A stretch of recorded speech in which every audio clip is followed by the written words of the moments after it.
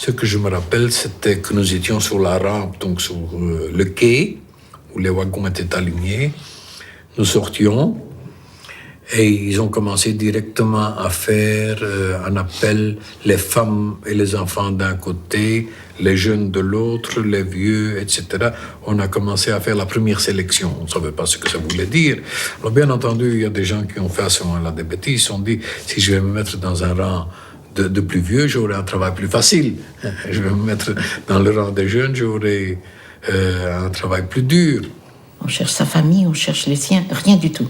Mettez-vous par rangée de 5, les jeunes par là, les vieux par là. Il fait la sélection.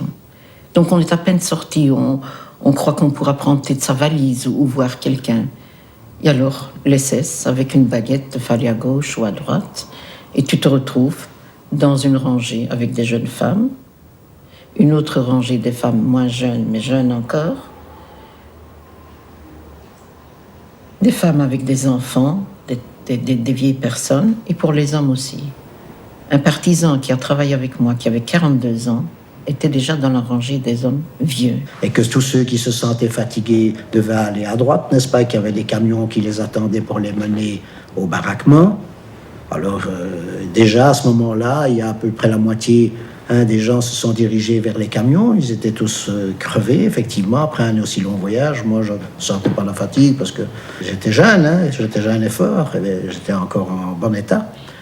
Et eux, ils se traînaient vers les camions. Ben, ceux-là, j'ai appris par la suite qu'ils avaient été menés immédiatement en chambre à gaz et au crématoire.